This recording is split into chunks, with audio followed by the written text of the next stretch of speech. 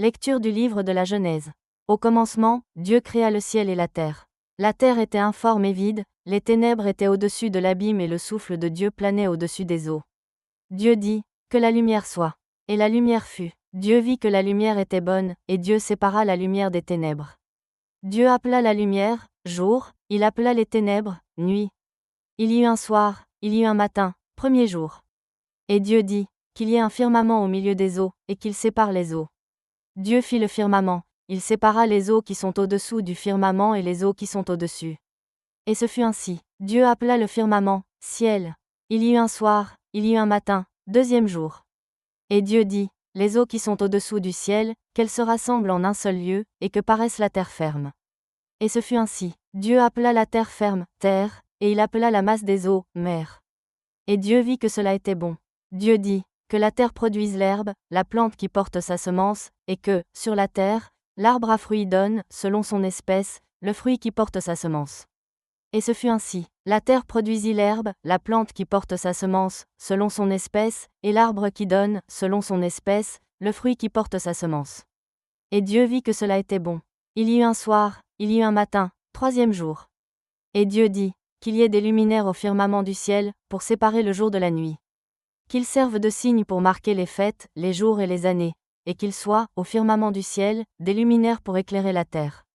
Et ce fut ainsi. Dieu fit les deux grands luminaires, le plus grand pour commander au jour, le plus petit pour commander à la nuit. Il fit aussi les étoiles. Dieu les plaça au firmament du ciel pour éclairer la terre, pour commander au jour et à la nuit, pour séparer la lumière des ténèbres. Et Dieu vit que cela était bon. Il y eut un soir, il y eut un matin, quatrième jour. Et Dieu dit, que les eaux foisonnent, d'une profusion d'êtres vivants, et que les oiseaux volent au-dessus de la terre, sous le firmament du ciel. Dieu créa, selon leur espèce, les grands monstres marins, tous les êtres vivants qui vont et viennent et foisonnent dans les eaux, et aussi, selon leur espèce, tous les oiseaux qui volent. Et Dieu vit que cela était bon. Dieu les bénit par ces paroles. Soyez féconds et multipliez-vous, remplissez les mers, que les oiseaux se multiplient sur la terre. Il y eut un soir, il y eut un matin, cinquième jour. Et Dieu dit, que la terre produise des êtres vivants. Selon leur espèce, bestiaux, bestioles et bêtes sauvages. Selon leur espèce. Et ce fut ainsi. Dieu fit les bêtes sauvages selon leur espèce, les bestiaux selon leur espèce, et toutes les bestioles de la terre selon leur espèce. Et Dieu vit que cela était bon. Dieu dit, faisons l'homme à notre image, selon notre ressemblance. Qu'il soit le maître des poissons de la mer, des oiseaux du ciel, des bestiaux, de toutes les bêtes sauvages, et de toutes les bestioles qui vont et viennent sur la terre. Dieu créa l'homme à son image, à l'image de Dieu il le créa, il les créa hommes et femmes. Dieu les bénit et leur dit, soyez féconds et multipliez-vous, remplissez la terre et soumettez-la.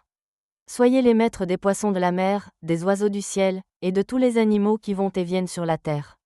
Dieu dit encore, je vous donne toute plante qui porte sa semence. Sur toute la surface de la terre, et tout arbre dont le fruit porte sa semence, telle sera votre nourriture. À tous les animaux de la terre, à tous les oiseaux du ciel, à tout ce qui va et vient sur la terre et qui a souffle de vie, je donne comme nourriture toute herbe verte. Et ce fut ainsi. Et Dieu vit tout ce qu'il avait fait. Et voici, cela était très bon.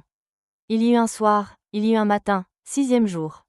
Ainsi furent achevés le ciel et la terre, et tout leur déploiement. Le septième jour, Dieu avait achevé l'œuvre qu'il avait faite. Il se reposa, le septième jour, de toute l'œuvre qu'il avait faite. Parole du Seigneur.